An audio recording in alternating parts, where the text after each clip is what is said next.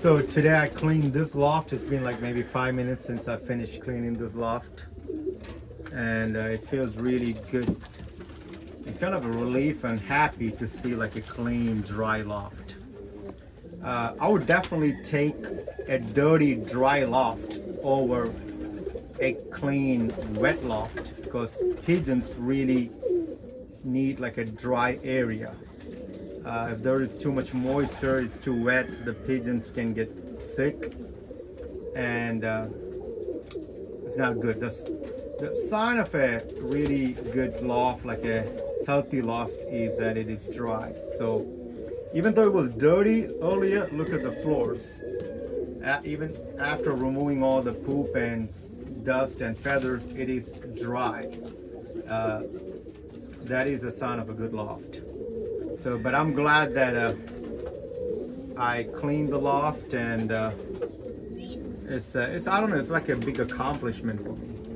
And this was this is the first loft that I asked somebody to build for me, and I was not really really well planned about this loft. I asked the guy to give him an idea and built it his way, and this loft is like 10 foot tall, and I gotta like climb up to the top to clean some of those areas. And a few times I have fallen from, you know, when I climbed upstairs. I don't use a ladder. I try to use my acrobatic skills, thinking that I can make it happen. And today also I fell down. Luckily I didn't get injured, but I wish this loft was like maybe 6 foot or 7 foot tall, and I'm barely 5'8", so it is a really tall loft. And if you look at these compartments, these breeding compartments, they're like pretty wide, because initially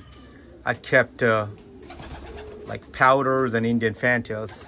You can see like an Indian fantail over there, like 2 Indian fantails need that much space to you know, for a breeding compartment. The same thing, I had reverse wing powders and Hannah powders and Saxon powders and Pomeranian powders, and they needed bigger breeding compartments to breed. So that size over there is perfect for them. But for a homer or a roller, like this compartment over here, I can divide that into 2 and put 2 pairs in there. And it has been holding up pretty good. I think this loft maybe like 12, 13 years, or maybe more, longer than that old. And I had few birds. Like, I don't like birds when they nest on the floor. Like, there were 2 pairs that had eggs on the floor. Usually I throw them away, but I didn't feel like doing that. I just gave them those clay nest balls and put the eggs back in there. And you can see there is one over there with the eggs in there. I don't know if that pair would sit back over there, or they might abandon the eggs. You can see that that pair accepted the new nest, and they're okay with it. That homer is actually it's an Ashford Stipper cockbird. He's sitting on those eggs. And there was a pair over here with the 2 babies, and I put the babies in the clay nest balls too. The babies will be fine, because the parents would pretty much understand the whole thing, and they wouldn't neglect the babies. There are some birds still sitting on eggs and babies. I didn't really disturb those areas. There's another one over here too.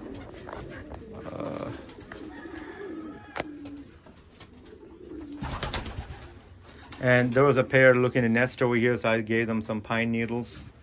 And there are like 2 babies over there. I didn't disturb their nest. But yeah, this is another clean loft. I'm so glad that I cleaned it today.